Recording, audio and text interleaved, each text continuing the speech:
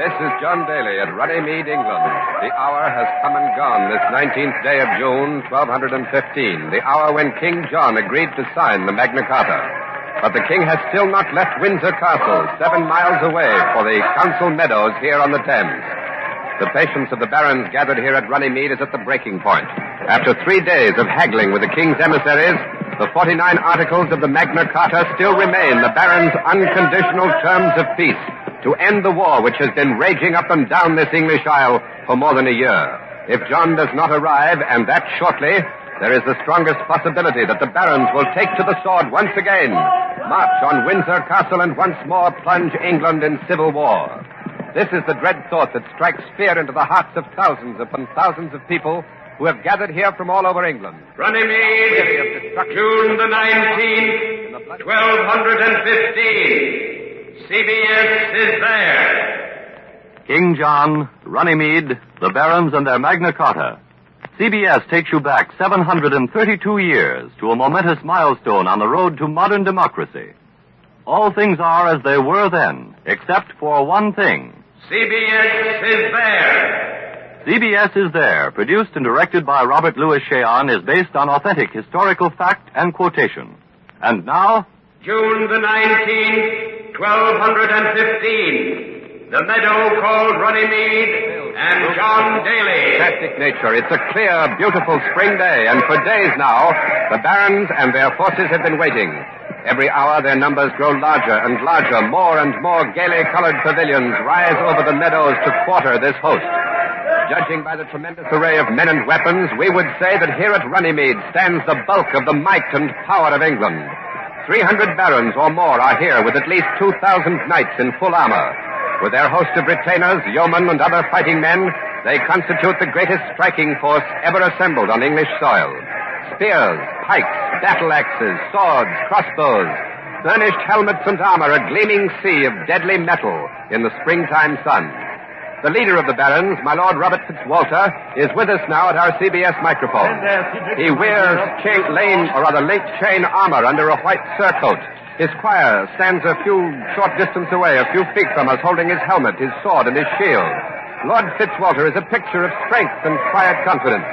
My lord, do you think King John means to break his word and not sign the charter? What King John means to do, I know not. He has shown bad faith before, he may show bad faith again. And exactly what will you do, sir, if King John does not appear to sign the charter? I have said it before, and I will say it again. We will march on Windsor Castle and tear it down stone by stone on his stubborn head. But, sir, what of the reports we have heard that even at this present moment, mercenary soldiers drawn from the continent by King John are landing at several points along the English coast? We are aware of that. But, my lord, suppose this meeting here at Runnymede is a ruse, a trap set for you by King John. What if instead of arriving peacefully, his forces come charging onto this field, hoping to take you by surprise? That is a possibility, but if John Softsword chooses that manner of talking peace, he will find us quite ready to answer in kind. My Lord Fitzwalter, many observers think that King John will never accept Article 49 of the Charter. So we are beyond the point of being concerned with what King John thinks of any particular article in the Charter. We have haggled about it quite enough. It stands as it is. He signs today, and that before the shadows of our swords grow much longer, or mayhap England will be without a king. And if it came to such a crisis, sir, do you think the people of England would stand in back of you? The people? What mean ye by the people? Why, the common folk, my Lord Fitzwalter, the multitude gathered over there along the fringes of the meadow. Oh, yes, the people. I presume they stand behind us, but I fail to see in what manner they are concerned. Does not the Charter talk of the rights of all free men, my lord? Free men, yes, but free men are people. Free men are free men, nobles, knights, lords, not serfs, yeomanry. But if the people do not stand to profit by the Magna Carta, my lord... If you will forgive me, I have weightier matters on my mind at this moment. Thank you, my Lord Fitzwalter. The leader of the barons is walking away now, back to his lieutenants, who are gathered before Fitzwalter's pavilion.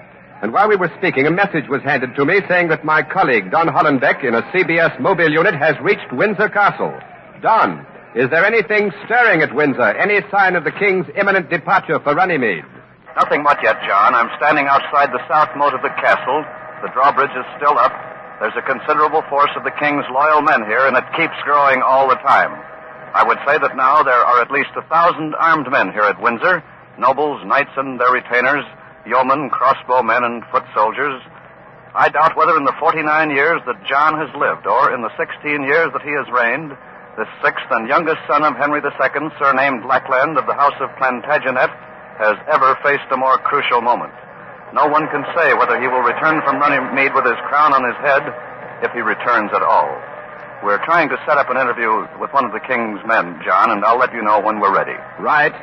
Here at Runnymede, we're at the south end of the meadow, and we can see the whole of the council field spread out before us.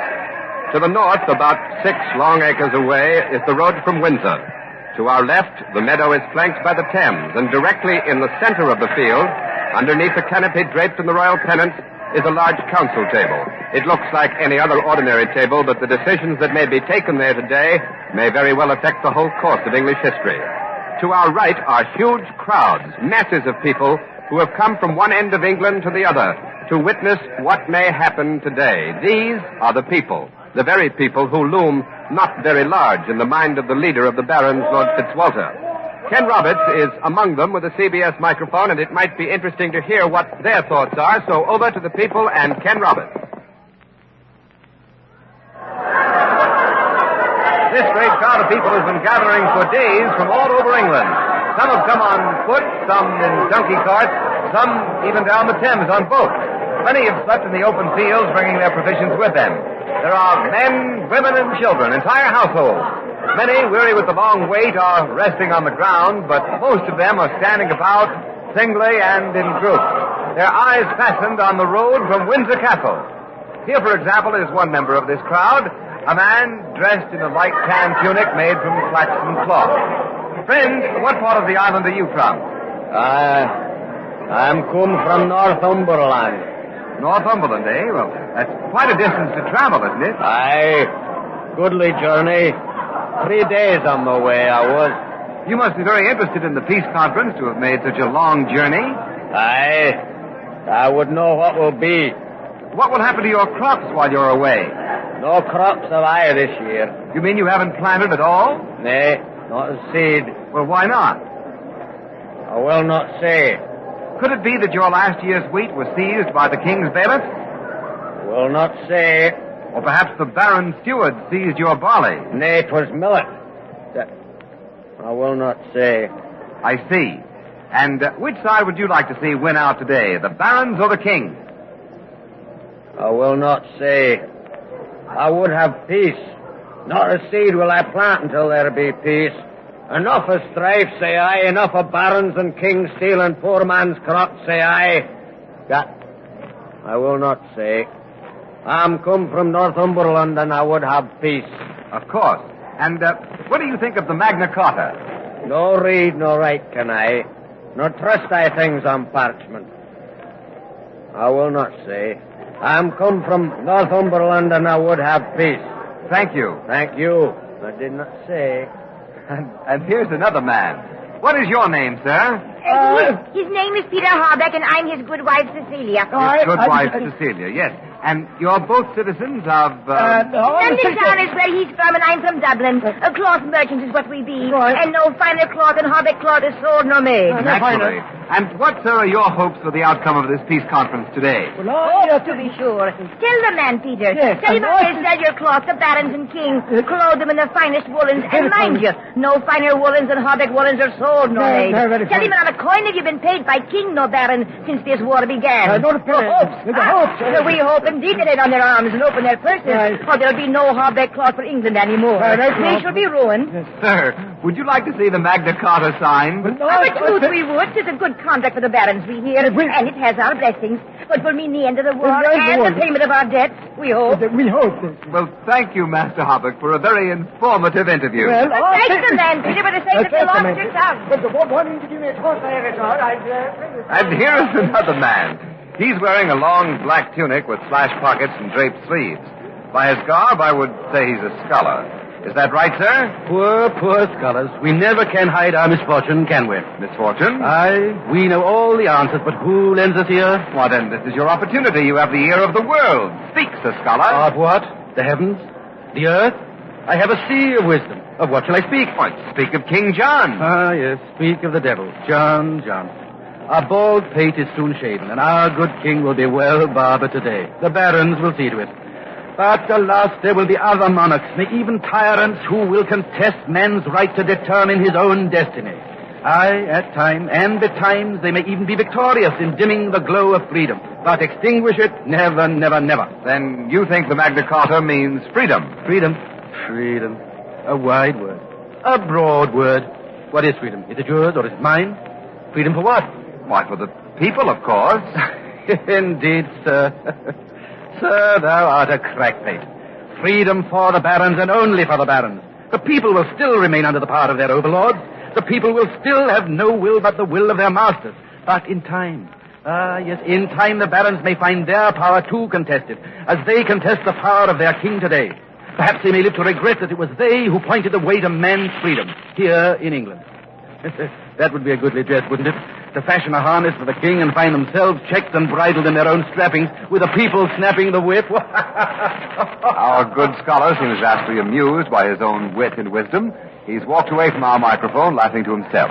While we were talking, however, a message was handed to me. The Cardinal Subdeacon, Pandulf, the Pope's emissary to the court of King John, has just arrived at Windsor Castle. So over to Don Hollenbeck. You can probably hear the chains as the drawbridge goes over the moat following the admittance of Cardinal Pandulf. The Pope's emissary arrived 2 minutes ago. With him came the 7 bishops of England, and what this may signify is anybody's guess. With me now at our CBS microphone is Lord Fitzrogers, a spokesman for the king, a loyal nobleman who's been very close to the king's council for many years. He wears link chain armor. His squire stands by holding his helmet and sword, that long two-handed sword that King John's brother, Richard the Lionhearted, wielded so famously in the Holy Land Crusades and on the continent. My Lord Fitzrogers, does Cardinal Pandulf's arrival here at Windsor Castle mean that His Holiness has thrown his support behind King John? It would pleasure me greatly, good sir, to answer your question, but in truth I know no more than you do. I am not privy to the king's counsel. Well, all right, then. Is the king going to sign the Magna Carta? The king has promised to sign, but if I may speak frankly, I fear the consequences of that signing. What do you mean, my lord? Most informed observers believe it is for the good of England. Perhaps, but then again, perhaps not, young sir. In the historical development of a folkland, there are times when unity should be cherished more than feudal liberty. The barons have been fighting each other for a long time, storming each other's castles, robbing each other's lands, impoverishing England, weakening her strength. John is ambitious for England, not for himself. He would have England a strong and united power, a power to be feared on the continent. Now, if the Magna Carta is signed, England will have a multitude of rulers instead of one. And as the Holy Book says, every kingdom divided against itself is brought to desolation. For we shall be a prey to every marauding power on the continent. Ah, no, young sir, it is a fine point, you will agree. This Magna Carta of which you speak may be a good thing for the barons, but is it a good thing for England? Is it a good thing for England? Thank you, my Lord Fitzrogers. The noble lord is walking away from our microphone now, his squires following him. He has raised an interesting point which historians may well ponder in the future, but which for now we'll leave to the judgment of our listeners. The trumpets are sounding inside the courtyards across the moat. The drawbridge is coming down. The yeomen, crossbowmen, and foot soldiers are springing to attention. The knights and nobles are being helped onto their horses by their retainers. That trumpet must have been the prearranged signal for King John's appearance. It looks as if this army is going to march. The drawbridge is down. The royal standard bearers are coming across. They're turning left in the direction of the council meadows. And here is John, King of England, astride a big black charger. The king wears a white surcoat over his armor with the red Knight Templar cross embroidered across the chest. King John, you know, has never ventured on the crusade to the Holy Land. There's Langdon, the Archbishop of Canterbury, riding to the right of the king. King John is flanked on his left by William the Marshal, commander of his forces. And there's Cardinal Pandulf, the Pope's emissary, next in order. And after him, the 7 bishops of England. At last, John is off to Runnymede. We're going to move up with the king's forces in our CBS mobile unit, but now, John Daly at Runnymede. You've heard the news. What's the reaction in the Barons' camp? The news that King John is on his way has stirred up a flurry of heightened activity here at the Barons' camp. All about me I can see knights in their heavy armor being helped onto their horses by their retainers. Yes, and the crossbowmen, many of them, are fitting their deadly bolts into their powerful weapons. Somehow, every night, every armed yeoman, everyone here seems to be getting ready for trouble. If trouble comes, and they're doing it with a will all over this meadow, men are preparing for battle if there is to be a battle. I can see my Lord Fitzwalter. He's mounted now and flanked by his close lieutenant. Eustace de Vesey has just handed to Fitzwalter a scroll, and no doubt it's the Magna Carta. I'm close enough to the leader of the barons to see the smile upon his face. It's a sardonic smile with just a hint of triumph. He just did a very curious thing, by the way. With his left hand, he brushed the scroll back and forth across his chin, while his right hand fondled the great sword that is hanging by his side. It was an eloquent gesture, not lost upon his lieutenants either. The Magna Carta are the sword, or the sword. That's what it says. Well, it's going to take some time for King John to cover the 7 miles from Windsor to Runnymede. So while he's on his way, let's switch to our headquarters pavilion for Quincy Howe and an analysis of the Magna Carta. I hold a copy of the Magna Carta in my hand. Article 49 states specifically that the barons shall have the right to elect 25 nobles from among themselves to administrate the new laws contained in the other 48 articles of the Charter. This is remarkable. If the law forces the king to share his power, what becomes of the divine right of kings? What's more, this revolutionary document, the Magna Carta, demands security that the laws and freedoms it contains shall be guaranteed and fulfilled. I quote from Article 49. If the king, or any of his justiciaries, or bailiffs, or any of his ministers, shall break these articles of peace and security, the aforesaid 25 barons shall go to our lord the king, and shall petition to have redress without delay. And, if the king shall not amend it within a reasonable time, the whole community of the land shall distrain and distress the king by all the means which they can. That is to say, and I'm still quoting from Article 49 of the Magna Carta, by taking his castles, lands, possessions, and in every other manner which they can, until amendment of the wrongs shall be made. End of quote. Now, this has no precedent. It's completely unheard of. It means a new philosophy of government for England, with future consequences that no one can foresee. Will King John sign this Magna Carta? Will he peacefully give up the traditional prerogatives of a monarch accountable only to God for his actions? No one yet knows, but we're soon going to find out. And now, back to the Barons' camp on the meadow and John Daly. John Hollenbeck is on his way over here from Windsor with King John, accompanying King John and his troops, and he tells us that the king and his men have halted about 1/2 mile from here. Right, John. The king's forces have stopped at the river bend just about 1/2 mile from Runnymede. That halt was ordered by William the Marshal, the king's commander, so that they could permit the foot soldiers to catch up with the mounted knights. Well, what do you make of this maneuver, Don? Well, look, I'd say the king appears anxious to have his full force compactly behind him when he reaches the meadow. I see. Well, would you say the foot soldiers are getting here now, John. They're approaching, but while they're fanning out into the fields on either side of the road, it looks as if... Go ahead. It looks as if what, Don? We're not getting you. Come on in. What's wrong? Why, there's nothing wrong, John. I was merely about to remark that it looks to us as if England this spring is lovelier than it's ever been. And what could be lovelier than England in the spring? Agreed, John? Yes, of course, and I suppose it's censorship, Don, but as my Lord Fitzwalter said, the barons are ready for anything. And if it means that the king intends to charge, the barons will be ready.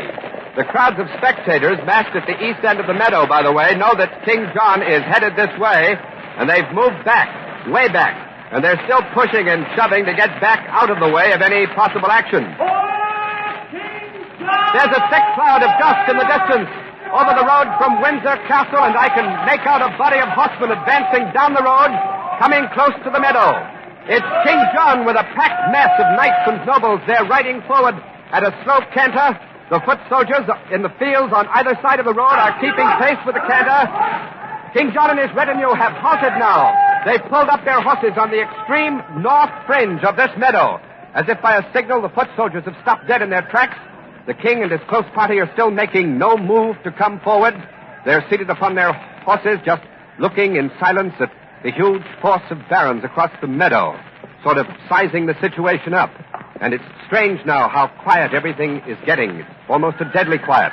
I get the funny feeling of looking at a still painting, at a tremendous canvas with John seated upon his horse, the dead center of the picture. Even the great crowd that fringes the meadow is hardly moving at all, and there's hardly a sound from them. Here at the south end of the meadow, the mounted knights and the barons are watching and waiting. There's nothing but a deep, sullen silence, broken occasion. There's the first move! The first move in this fantastic game of chess being played here at Runnymede Meadows. John and his close party have dismounted. They're walking to the council table in the center of the meadows. I'm going to move up to that table as fast as I can. Meanwhile, perhaps Don Hollenbeck can come in without censorship again, since the king is evidently going to talk and not fight. I can this time, John. They did cut us off while the king's forces charged up to the meadows. I don't understand the maneuver. Perhaps it was a bluff to frighten the barons, a bluff backed by might, but it certainly did not succeed. Lord Fitzwalter and his lieutenants in the barons' camp have dismounted. They're walking forward now to meet John and his party. Fitzwalter is flanked by Richard. That's the Earl of Clare, and Geoffrey, Earl of Essex and Gloucester. King John is at the council table now. The king's in the center. Stephen Langdon, Archbishop of Canterbury, is on his right. William the Marshal, Earl of Pembroke's on his left, and behind them, Cardinal Pandulph and the 7 bishops. The barons have reached the council table now, and so has John Daly, I see, so over to him. The barons are waiting for King John to make the first move, and the king's face, as he looks at Lord Robert Fitzwalter, is absolutely expressionless. The king has turned to Archbishop Langdon, and that was the king's voice commanding the archbishop to open the conversation. My sons, I greet you. In the name of the Father, and of the Son, and of the Holy Ghost, I pray for the peace of this realm and the salvation of our souls. God grant us wisdom and good counsel in the grave matters before us. Amen. My Lord Fitzwalter, the King is ready to affix his royal seal to the charter, provided all of you first swear fealty and declare yourself his liegemen. Most venerable Father, we, the knights and nobles of England, in solemn assembly, swore upon the high altar of St. Edmund's that we are no longer liegemen of John Plantagenet, and we will hold ourselves so till he should, by this charter, confirm to us and our heirs all that we demand. Fitzwalter has thrown the Magna Carta on the table. Seal first, then our oath of allegiance. Oh, my sons, I beseech you. Has there not been enough of strife and bloodshed? His royal seal first. The archbishop has turned to the king, appealing to him, both arms outstretched, but the king himself has moved forward and is speaking. So, my lord Fitzwalter, you and your barons refuse to take an oath of fealty to the crown. You know very well that This matters not. Of what worth is the oath of traitors? Come, let us be done with this tiresome affair. My lord Marshal, give them the document which I have caused to be drawn up. Give it them and let us be gone. William the Marshal has thrown the king's document on the table. This document of yours, does it contain the 49 points of law we petitioned for? 48. And in truth, if I loved not peace, if I held not so dearly the honor and weal of this realm, never would I have consented to accept even these 48 outrageous demands. Sire, these 48 laws which you so graciously grant us are quite worthless without surety that they will be administered in good faith. Surety! Surety! You dare ask for surety.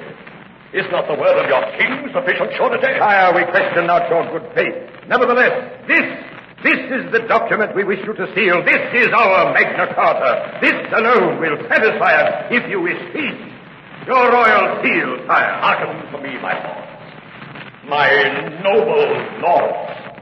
I, John, by the grace of God, King of England, am only accountable to our Lord in heaven and to his holy servant in Rome, Innocent III. I am the king. I make the law. You ask that we grant the church freedom from state power. We grant that. You ask that we restrain our bailiffs from seizure of land for death. Granted. You ask that no free man be put to death for petty crimes. Granted. You ask that no constable be empowered to seize goods for relief of the state. Granted. You ask that freemen be tried by an elected jury. Granted. These and all the divers laws to the number of 48 granted. But when you ask, nay, demand the administration of these laws be placed in the hands of 5 and 20 barons, I say not granted. Not granted. Why don't you ask for my throne?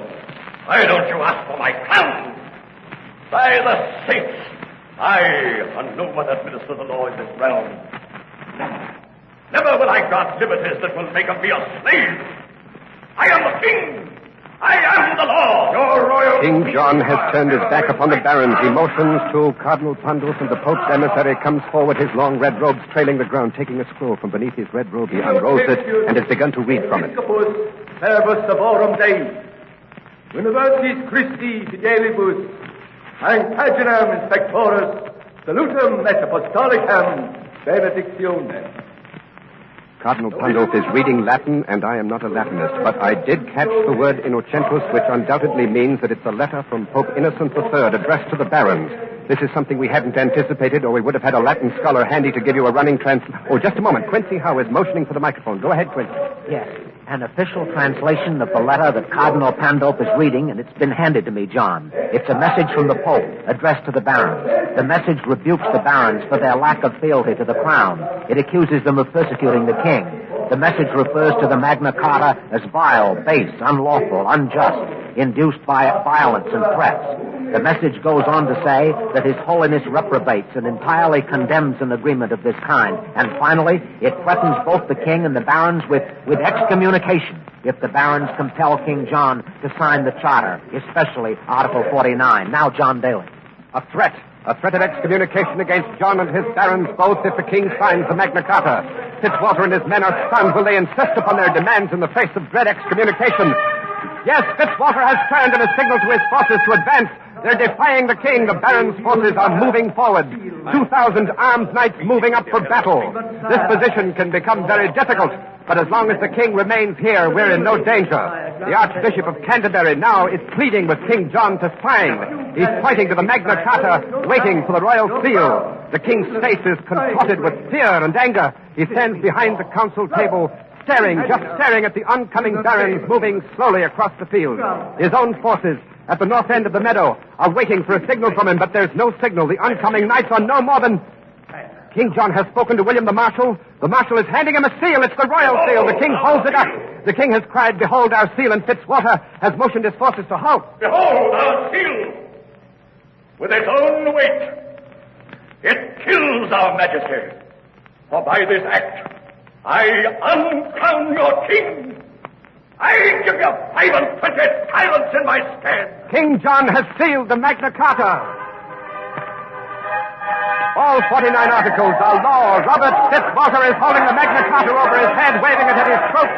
The knights have broken... June the 19th, 1215. King John signs the Magna Carta at Runnymede, and a new age of freedom begins. You have been listening to the signing of the Magna Carta, another broadcast in the series CBS Is There, produced and directed by Robert Louis Cheon. The signing of the Magna Carta was written by Henry Walsh and Robert Louis Cheon. Next week... March 6, 1836, the defense of the Alamo. CBS Is There. This is CBS, the Columbia Broadcasting System.